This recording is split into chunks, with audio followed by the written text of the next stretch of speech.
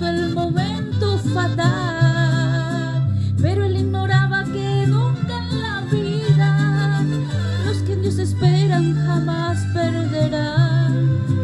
Él había forjado su plan tan macabro y esperó el momento de poder borrar aquella simiente de la cual vendría el que mis pecados pudo perdonar.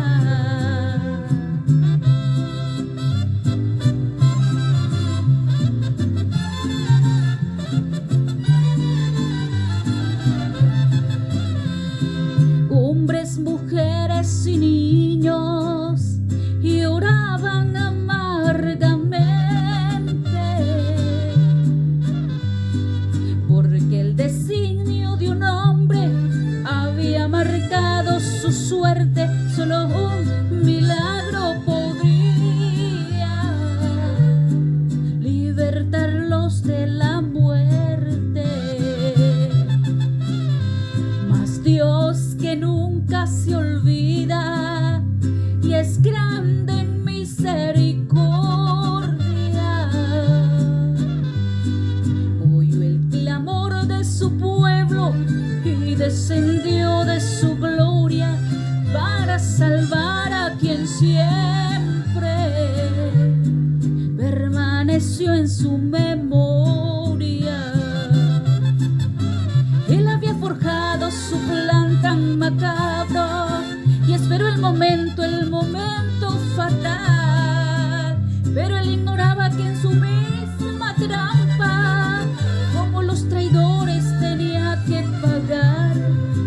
Al final de todo, la joven valiente, muy agradecida, llorando adoró, mientras que a lo lejos aquel desalmado en su misma trampa colgado quedó.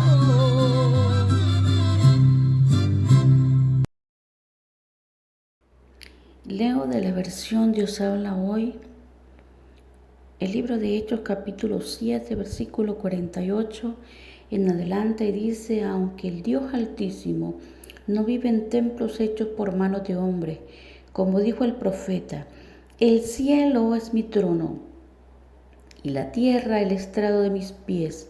¿Qué clase de casa me construirán? Dice el Señor. ¿Cuál será mi lugar de descanso? Si yo mismo hice todas estas cosas. Pero ustedes, siguió diciendo Esteban, siempre han sido tercos y tienen oídos y corazón pagano. Siempre están en contra del Espíritu Santo. Son iguales que sus antepasados.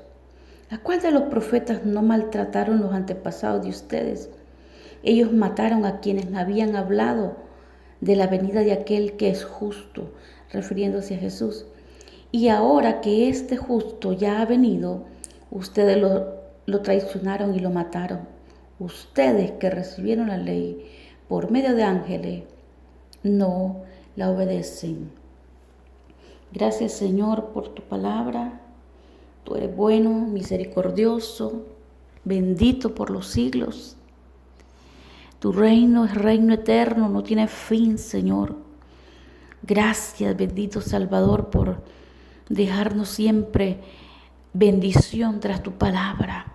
Bendice, Señor, a quienes la escuchan y sobre todo a quienes la obedecen. En el nombre de Jesús, Señor. Amén. A Esteban, hermanos, lo acusaron de hablar en contra del templo. A pesar de reconocer quizá la importancia del mismo, sabía que no era más importante que Dios. Dios no está limitado. Él no vive solo en santuarios, en casas, 4 paredes, sino donde haya corazones de fe dispuestos a recibirle. Salomón lo supo cuando oró en la dedicación del templo. Lo podemos ver en 2 de Crónicas 6:18. Dios quiere vivir en nosotros. La pregunta es, ¿vive en ti? Cuando la palabra dice que a muchos profetas persiguieron y mataron, podemos quizás hacer una lista. Urías, Jeremías 26, 20, Jeremías 38, del 1 al 6, Isaías. La tradición dice que el rey Manasés lo mató. En Segunda de Reyes 21, 16 podemos ver a Amós, a Zacarías, no el autor del libro bíblico, sino el hijo del sacerdote Joiada. Amós 7, del 10 al 13. A Elías lo persiguieron. Jesús también usó una parábola para referirse a cómo los judíos rechazaron siempre a los mensajeros de Dios y cómo los persiguieron. Pero Esteban, dice la palabra del Señor, que vio la gloria de Dios y a Jesús, el Mesías, a la diestra del Altísimo. Las palabras de Esteban son similares a las de Jesús cuando dijo en el concilio, cuando dijo: veo los cielos abiertos, y a Jesús a la diestra del Padre. Lo mismo dijo Jesús: de ahora en adelante veréis los cielos abiertos, y al Hijo del Hombre, dijo también. La visión de Esteban solo estaba ratificando las palabras de Jesús, y eso precisamente fue lo que encolerizó a los dirigentes judíos que condenaron a Jesús a la muerte por blasfemia. Ellos no toleraron las palabras de Esteban, por eso lo sacaron de la ciudad y le apedrearon. Tal vez la gente no nos mate, aunque algunos misioneros sí, en otros países. Quizás la gente aquí no te mate por hablarles de Cristo, pero sí nos dan a entender que no quieren oír la verdad, y hasta tratarán a menudo de callarnos. Pero hermana, tú que hablas la palabra, sigue honrando a tu Señor con tu conducta, con las palabras, a pesar de que muchos se pongan en contra del mensaje de Dios. Pero a pesar de eso, otros van a seguir a Cristo.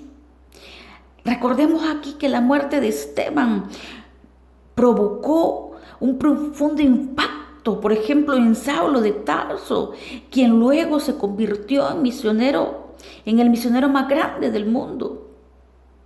Aunque los que se opongan ahora pueden que más tarde ellos volverse a Cristo. A Saulo también se le llamaba Pablo, el gran misionero que escribió muchas de las epístolas del Nuevo Testamento. Saulo era su nombre hebreo, Pablo su nombre griego. Se usó al iniciar su ministerio a los gentiles. Cuando Lucas presentaba a Pablo, este hombre que detestaba y perseguía a los seguidores de Jesús, luego viene a ser un contraste con el Pablo del que Lucas se ocupara en gran parte del resto del libro de los Hechos. Ahora se presenta como un devoto seguidor de Cristo y dotado predicador del Evangelio. Pablo tenía las cualidades únicas para hablar a los judíos acerca de Jesús, porque antes perseguía a los que creían en Jesús y entendía esta oposición. Pablo es un gran ejemplo de que para Dios no hay ninguna persona imposible de alcanzar ni de cambiar. En el contexto en que la palabra se estaba escribiendo, la pena de blasfemia por hablar con irreverencia de Dios era morir apedreado. Los furiosos líderes religiosos, sin juicio ni veredicto, apedrearon a Esteban. No entendían las palabras de Esteban. Eran ciertas porque no buscaban ellos la verdad. Ellos solo querían defender sus puntos de vista. Pero al morir Esteban, habló palabras muy similares a las palabras de Jesús en la cruz. Él decía: Padre, no les tomes en cuenta este pecado. Los primeros cristianos se gozaban al sufrir como Jesús sufrió, porque eso significaba que les tenían por dignos. Esteban estaba listo para sufrir como Jesús. aún al punto de pedir perdón por sus asesinos.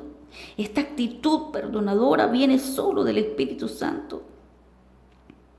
El Espíritu Santo también puede ayudarnos a actuar como Esteban lo hizo, con amor con nuestros enemigos.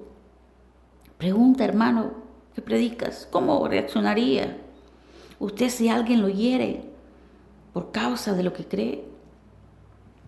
La muerte de Esteban tuvo efectos muy relevantes, porque su muerte no fue en vano. Puedo mencionar quizás algunos de los hechos que se deben, ya sea directa o indirectamente, a la persecución iniciada con el martirio de Esteban.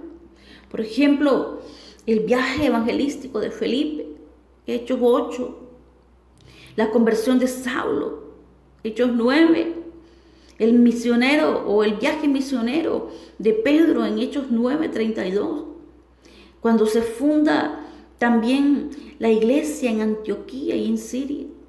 Todo esto, querido amigo y hermano que escucha, fue parte del propósito divino de Dios. Y por eso Esteban les decía: ustedes que recibieron la ley por medio de ángeles, no la obedecen. Qué tremendo esta palabra cuando nosotros la oímos.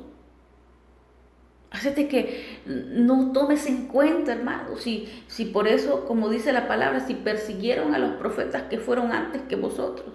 Así dice la Escritura. Hacete que no tema hablar la palabra del Señor. Hablemos a diestra, siniestra. No importando, como dice la Escritura, oigan o dejen de oír. La palabra de Dios no está presa, no está limitada, tiene efectos eternos. Y tú y yo no nos damos cuenta realmente del efecto divino que tiene la palabra. Quizás nosotros con nuestros ojos o oídos no lo podemos ver o oír, pero tú no sabes cuántas personas reciben la palabra. Por eso es que hay que predicar. Por estos que están ordenados para vida eterna, hay que seguir predicando la palabra del Señor. Gracias, Señor, por tu palabra en esta hora. En el nombre de Jesús, permite que con más ahínco, valor, Señor, y energía podamos hablar siempre tu palabra, Señor, que no callemos y sigamos, Señor, haciendo tu obra en esta tierra, en estos últimos tiempos. Por Jesucristo, Señor, te damos gracias, Padre. Amén y amén.